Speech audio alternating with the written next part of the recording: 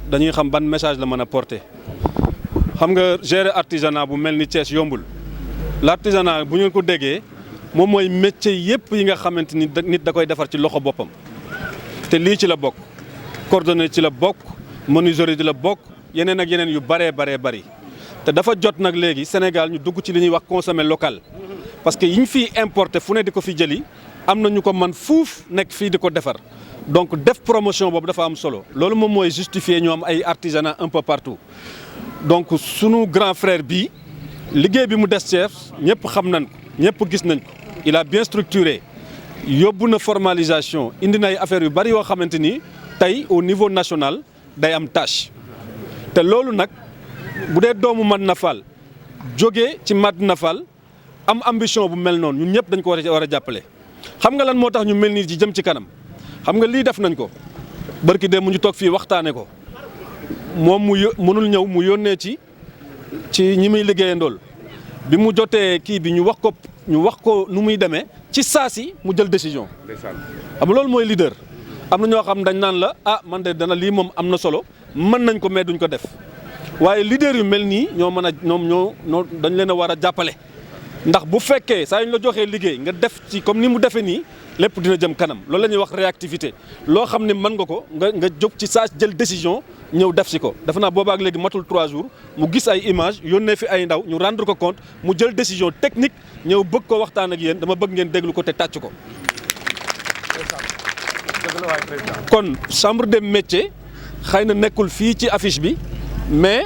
à partir de maintenant partenariat bu solide la ñu am. ndax lii je pense que deuxième étape bi la. Première étape bi moo nekkoon formation. Deuxième étape bi mi ngi nekk dotation. donc troisième étape développement et accompagnement mun si ñàkk. kon loolu moo taxoon ma ni naa leeral li tax mu ñëw fi. moo ni moo ko bëgg a leeralal boppam. kon ñu dégg ko monsieur le président. loo mais nga xam ne moo am initiative bu am solo bii. bi nga xam ne vraiment képp kuy doomu Thiès ak rawatina doomu Médina Fall da nga koy rafetlu trop. aussi di nuyu le président Amadou Mokhtar Seye. président chambre des métiers de Thiès mi nga xam ne tey ñun mooy suñu kilifa ci jotaay bii ñu nekk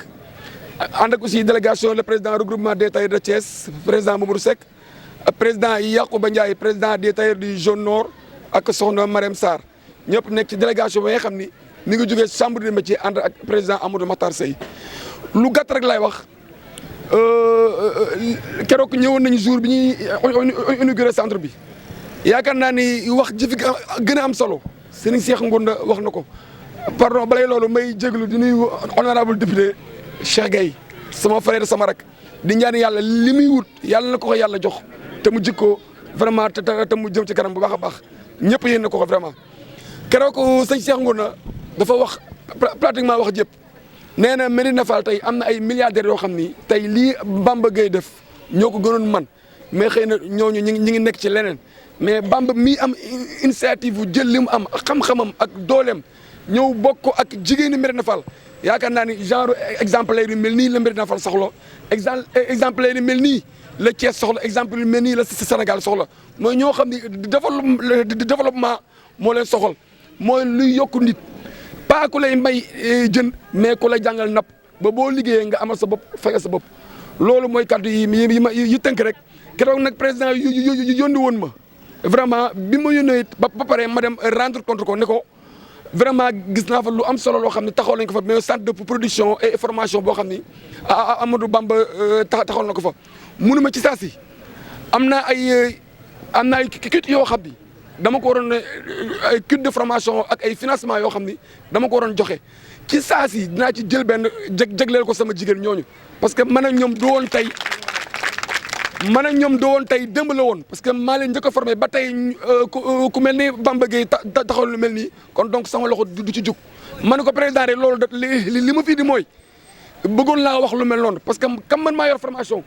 dëkk fii ci Médina Fall lépp lu may joxe dinaa ko jox sama jigéenu Médina Fall bala may dem feneen mu ne ma nag kon def ci la ak sotti ci ak def ci.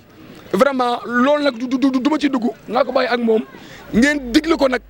attentivement. mu wax leen naka la demee ak lan la fi indi ak valeur bi mu fi indi naka la toll mu jagleer ko jigéenu Médina Fall. salaamaaleykum maa ngi leen di nuyu yéen ñëpp tonton sëñ Modou maa ngi leen nuyu di nuyu sëñ Modou Lo di nuyu Guèye di dalal suñu gan gi sëñ Pape maa ngi lay nuyu di la ziar bu baax a baax di la jox sa wàccuwaay di nuyu délégation bi nga àndal di nuyu Adja Marème sama doomi ndey maa ngi leen di nuyu yéen ñëpp yéen jigéen ñi aussi maa ngi leen nuyu di leen dalal di leen jaajëfal ndax xam ne période bi moom neexu la woo kenn mais bëgg li ñu leen wutal moo tax bañ leen woowee yéen ñëpp ngeen daal di ñëw ndax réunion démb bi leen yaakaaroon ne sax xëy na dina tax ngeen yëg ko waaye taw bi tax na mënuñu ko waaye tawul yéen ñëpp am ngeen Pastef ba ñëw dañ leen di gërëm ci seen taxawaay rafet na trop maa ngi leen di sant di leen gërëm di dalal sëñ Pape di ko jaajëfal ndax ñun ñoo defoon formation foofu artisanal man ñëw naa sa bureau bu dul benn bu ñaare ànd ak Guèye Bamba waaw ñuy dox si lu mel nii ba suñu borom temps yi la ko sottal ñu ko ciy gërëm moom tamit bu baax di ko ci sant ndax ni ko tonton Modou Guèye loo waxee rek lii yombul kon kuñ ko jox danga ko war a téye ak sa fukki loxo su ko neexoon def ne ay moromam dafa mel ni politique bi pëccaxoo na ñu kenn ku ci nekk yaa ngi jël ay millions di ko tasaare donc def ko ci lu concret jigéen ñi liggéey ci je pense que loolu moo gën lépp te loolu la taxawal yow tamit ñu lay jaajëfal ndax ba nga ñu formé ba léegi aussi bàyyi woonu ndax lii nga nar a defaat nii donc loolu mooy bëggee jàppee benn nit man dinaa fexe man ba benn boobu ma jëm cee jafandu li fi gën a dox kon ñu ngi la ciy gërëm bu baax a baax a baax a baax di la ñaanal suñu borom tamit lii ngay jublu ak li nga ci yéene yëpp yal na la ko suñu borom may ci barke Seydina Mouhamed di la wax tamit li ngay wax dëgg la ñoom moom dinañ ko jàpp ci lu tonton Modou loo wax dinañ ko jàpp moom mii ndax ku la jàpp nga jàpp ko waaye lim ñu sant dina ko def ba yow lépp loo nekk rek ñun suñ ko yëgee nañ ci ñëw fekk si la bu sooba yàlla incha allah rabbi xamal daal jigéen ñi nga defal lii ñoom ñi ngi sa ginnaaw dinañ ànd ak Guèye dinañ la jàppale comme ni ñu jàppalee nii ndax hormis formation boobu Guèye nee na bi ni nga formé waat yeneen 20 femmes donc loolu lépp kon ci sa xel la ci sa générosité la kon nan lay ñaan rek suñu borom gën laa dool rek te sàmm la. parce que liggéey bi moom daanaka liggéey bi ñun ñëpp ñoo ko bokk on est tous ensemble parce que liggéey bi daanaka moom su waxee rek moom mi nga xam ne moo jiite jigéen ñi ñun amatuñu sax lu ñuy wax waaye dafa fekk ni ab liggéey suñ la ko dénkee maam nga ko doon taxaw ba mu àgg ci cëppaandaw gi dafa jaadu nga wax nit ñi kat maam liggéey bi maam wàllu compte rendu nga jébbal ko mbooloo mi looloo tax ñun dinañ jël kaddu gi nag du weesu leen lu dul ay kaddu sant lay doon rek jëmale ci suñu président Guèye Bamba Lo parce que tey jii li ñuy di wax ñëpp tey liggéey bi mënoon nañu koo jox ba pare daanañu koy jafeel jafe gi mooy lan suñ ko laajee ni ko ciment jeex na wala fer jeex na kat bala mu ñëw envoyé xaalis bi mu yàgg kon loolu moom fekk ko ci ndax jël na budget bu doy jox ñu ko te duñu ci laaj dara même suñu jëloon xaalis bi sax def ko feneen tamit moom amul benn compte bu mu mus a taxaw nit ñu kat mëgëy defal ñu compte nii wala sàngam kon loolu tamit confiance boobu mu am suñu diggante ak moom dañ koy sant bu baax a baax di ko ñaanal tamit encore une fois parce que Médina Fall dafa soxla doom yi Médina Fall moo soxla ay doom yu mel ni moom comme moom lii nag commencé la rek parce que c'est une première dans l'histoire de ce quartier dañ koy ñaanal am ay 1000 Guèye Bamba Lo ci Médina Fall loolu la ñuy ñaan parce que tey genre Guèye Bamba yi maanaam kii de développement la ay facteur de développement lañ kon loolu dañ lay encourager encore une fois président di la ñaanal sama borom gën a dëgëral sa taxawaay li nga bëgg yaa ko xam yàlla na la ko sama borom defal lu kaay suñu jot ñun moom amuñu lu ñuy wax quoi dañuy sant rek kàddu sant daal la ñuy def jigéen ñi tamit xam ni liggéey bii mu leen defal tey di am na ñoo xam ne bëggoon nañ ko te mënuñu koo am su leen yàlla dimbalee nag yéen mu njëkkee ci yéen ngeen gën a am taxawaay gën a am pas-pas gën a am tawfiix ndax àdduna lenn am fi lu dul engagement rek mooy tax nga mën a àgg fa nga jëm kon laajul ñu leen lenn lu dul engagement soo leen waree def fukk def leen 100 parce que mooy tax liggéey bi moom xaalis bi mu ci investir bañ koo perdre. ñu ngi leen di nuyu yéen ñëpp kenn ku ne si turam ak santam di tàmbale si nuyoo bi rek comme ni ñu koy waxee suñu kilifa yi fi toog suñu baay Serigne Modou Ba Lo ak Serigne Mouhamadou Lo ak mboolem ñi nga xam ne ñoo fi toog di wax ni nag yàgg nañ fee am ay daje yoo xam te ni tey dañoo amaat beneen daje boo xamante ni ki ñu ko dajeel dañoo yàgg a daje ak moom muy président Seye wax dëgg yàlla ñun ñëpp ñu miin ko xam ko bu baax a baax mu ànd ak ñi nga xam te ni ñi ma àndal ñu mën see cité ku mel ne ki nga xam te ni mooy président des tailleurs muy Mamadou Seck di sunu xarit di sunu lépp teg si kii nga xam te ni mooy Abdou Wade nga xam te ni tamit bi ñuy def keroog li nga xam mooy cérémonie bi moom moo ko fi nekkaloon président Seye ak soxna si baax si yi nga xam te ni moom la ñuy àndal di nuyu ñëpp nag di leen gën a fii seen njàmbaar gi nga xam ne yéen a koy doxal di santaat bu baax a baax nag kii nga xam te ni moo waral mbaboor bi muy président Mamadou Lo ñu gën koo xam si Guèye Bamba Lo waaw ñu gën koo xam si Guèye Bamba Lo xëy na comme li ñuy wax rek liggéey bi moom liggéeyu jigéen ñi la ñun ñii si nekk ñun ñoo bokk liggéey bi waaye mën na ni dañ leen di gunge rek dañ leen di pousse comme ni ko soxna Ndella waxee léegi rek day liggéey boo xam te ni ñun ñëpp ñoo ko bokk amul xajji ak seen doon loo xamante ni tamit Mamadou da koy indi fii si quartier bi pour que ñun ñëpp kenn ku si nekk gis sa bopp te defe naa ni loolu mel na ni loolu moom tàmbale na démb tey soog a ñëw kon tey loolu day ay kaddu yoo xam ne lu ñuy firndeel la rek loo xam ne pour ñun ñëpp ñu baax ñu xamee ko noonu waaye ñu xamee ko noonu waaye doonu loo xam te ni sax ay kaddu ñuy yëkkati la sax ngir leneen waaye ñoo ngi dellu di santaan yëpp di wax ni kaddu yi mën naa bañ a bari ndax kaddu yi ñu si war a wax jib na dafa bari te it wax dëgg yàlla toogaay baa ngi bëgg a yàgg te it ñi nga xam te ni ñoo yor liggéey bi ku ne xam na ni seen jot bariwul te it vraiment gis nañu coono yi jànkoonteel ñu yërëm leen ci loolu ba tax na ñoo ngi yemale kaddu yi encore une fois daal ñu xam ni daal liggéey bi suñu liggéey la. moo àgg ci sëñ Baylo ñun ñii tamit ñaar moo tey ñoo àgg ci sëñ Baylo kon ñoo bokk benn maam soxna Ayda Lo mooy maamam doomu sëñ Baylo man sëñ Ablaye Lo mooy sama maam doomu sëñ Baylo moom nag yàlla daa dogal man mosuma def politique moo demoon ba ñu jël ma ci conseil municipal ci ay pexe yoo xam ne moom def na ko ba sonn sax may doog a joxe sama dossier ñu defoon ma ci listu majoritaire neuvième position te koo xamante ni nekkoo woon réew mi kon xamoon na moom lan la doon jariñ waaye nag politique man dama ko mënul ndax moom xam na ko ndax man dama daan jël ay position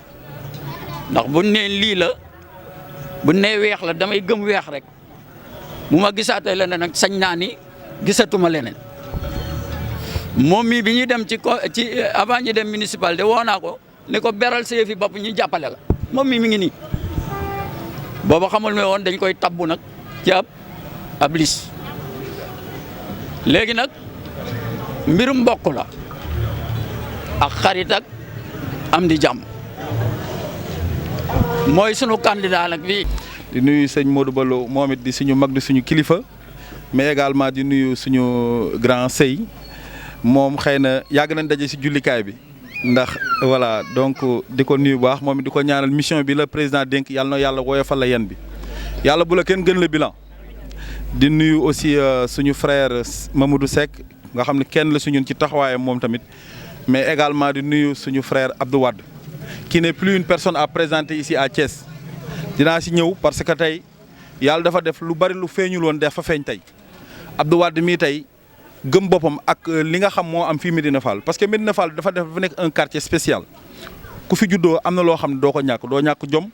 di nga am fulla ak fay di nga wut métier boo xëyee di nga dem liggéey ak lu mu mënti doon moom nag ci domaine bi muy évoluer da caa def ay performance ba dem ba nekk ci tey un formateur mu nekk une fierté pour le quartier dañ koy ñaanal moom it yàlla defal ko ci carrière bu gudd macha allah mais di féliciter mais également di ko gërëm di ko jaaraamal suñu frère Guèye Bamba Lo waxuma la dara mais li nga def ci jeunesse bi rek fii rek dafa doyoon ba pare nga tukki ñëw la yàlla dénk nga jël ci sa wërsëg ni da ngay jëriñ sa askan bari nañu ko mënoon defuñu ko nga def ko donc kon yow war nañ laa wax jaaraama war nañ laa wax jërëjëf war nañ la ñaanal sa loxo gën a wér nga gudd fan gën a mën li ngay def parce que lii nga def kat def nga ko pour waa Médina Fall waaye Sénégal gépp nga ko defal exemple nga ci képp ku bëgg a wane ni man kat maa ngi bàyyi xel sama askan dañuy wax ni picc ngi ci kaw mais xel maa ngi ci suuf yow tu es une bonne illustration ci loolu nga xam ni wax nañ ko lii nag nga defal nga ko ñoo xam ne ñu ko yelloo lañ defal nga ko ñoo xam ne tamit yeyoo nañ ko ci dignité bi nga xam ne da ngeen ñu koo jure yare ñu ko ñu màgge ko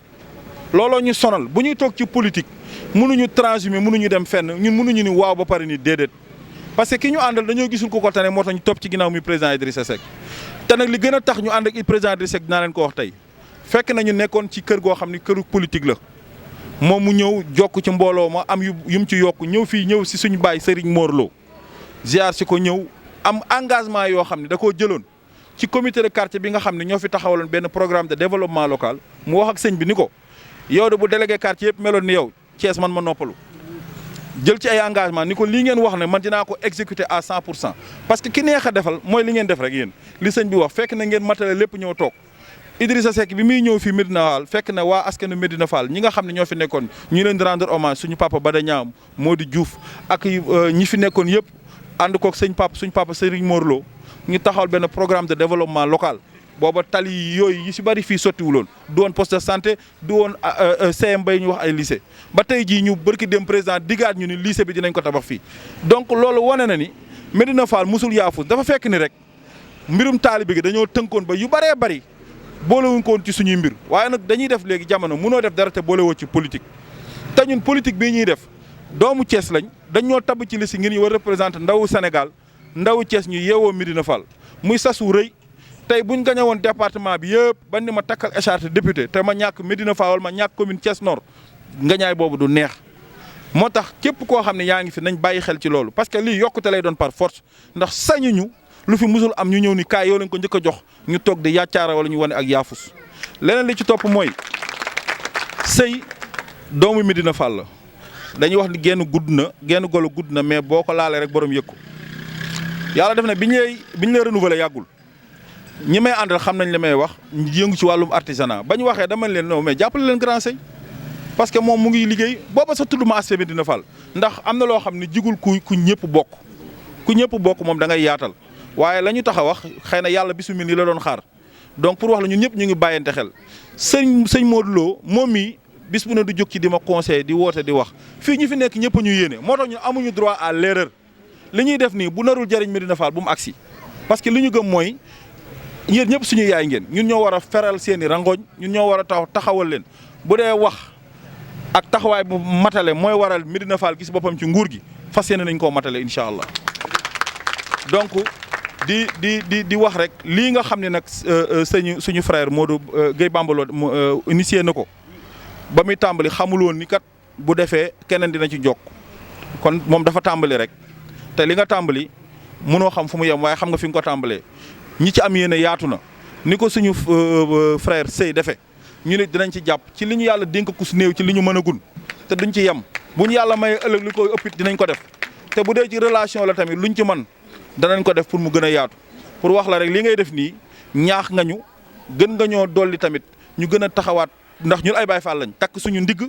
ngir liggéeyal askan bi donc di wax rek lii ñu ciy participer nii xeeb nañ ko enveloppe la bu symbolique rek ñu jàpp ci 50 000 francs la dugal ci rek suñu loxo pour wane ni mbir mi suñu mbir la. merci beaucoup Omar donc damay sant bu baax a baax yàlla di sant yonent bi sallallahu alayhi wasallam vraiment di sant aussi ñi nga xam ne ñoom laa fekk si tey te ma mën ci tudd Gueye Bambalo ak Serigne Modou mi nga xam ne ñooy suñu kilifa mais di sant tam aussi jigéen ñi waaw léegi nag xam nga ndimbal da nga ciy fekk loxo borom. ñii dañu nab bi dal jàng jotee dañu dal jàng ku ne xam na ni ku nekk mën nga cere ak li ci ànd yëpp ci wàllu agroalimentaire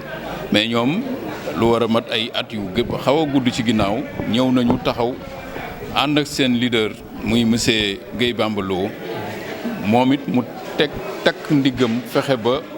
ñu daje ak chambre de métier ñun itam ñu def lu mel noonu agral suñu relation ak chambre de commerce ñu fexe ba defal leen formation bu toll nii ñu mën a xam li ñuy def mën ko normaliser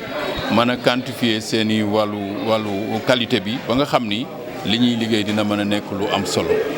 léegi nag loolu boole woon nañ ci itam moom mii moo jëloon matuwaay yi ci war pour financer seen wàllu formalisation ba nga xam ni amoon nañ seen ay carte professionnelle mais en même temps formalisé woon nañu ci wàllu am seen registre de commerce def nañ seen déclaration existence am seen NUNEA léegi nag kon suñ demee ba moment bi ñu dem ba taxawal unité de production bu toll nii vraiment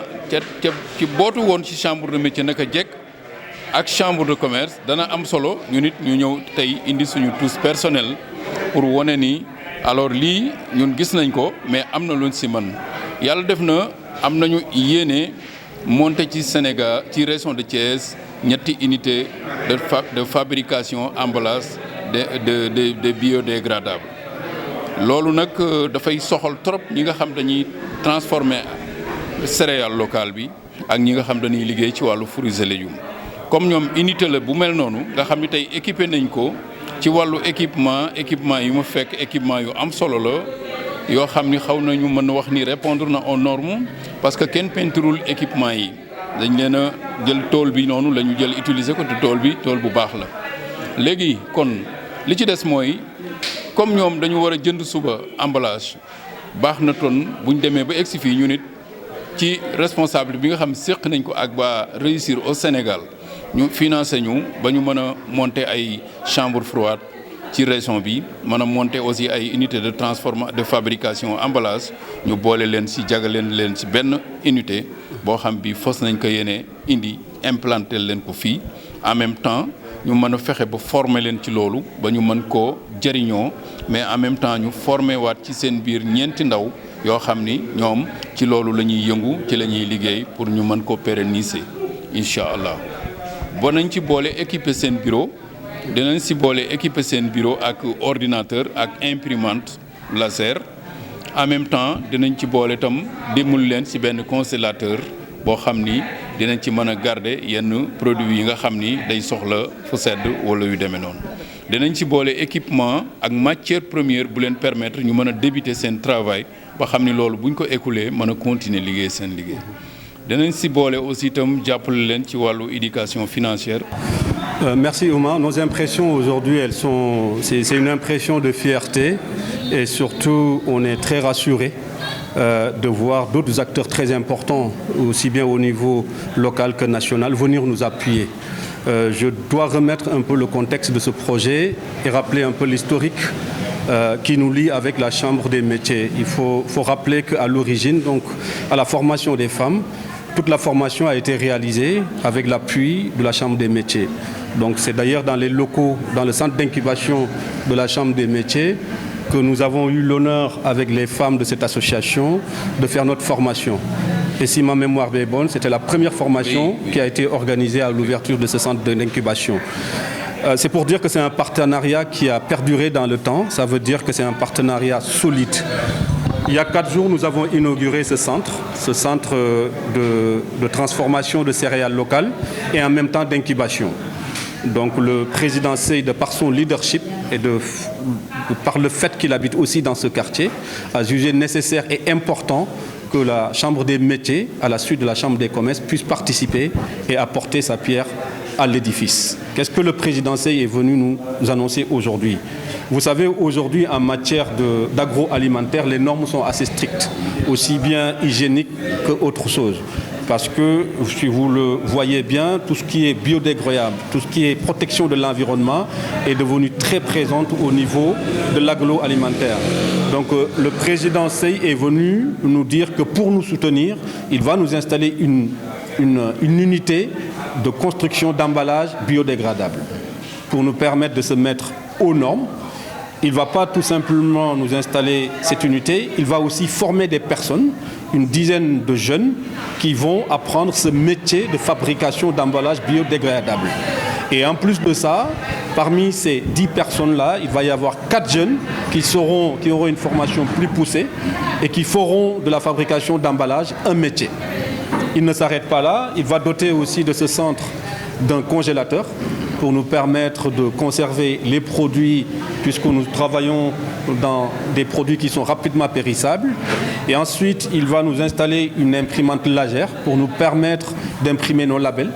sur nos emballages, et puis un ordinateur. Donc tout ça pour accompagner ces femmes. Et au-delà de ça, la Chambre des métiers va nous accompagner sur la formation des femmes en termes de leadership,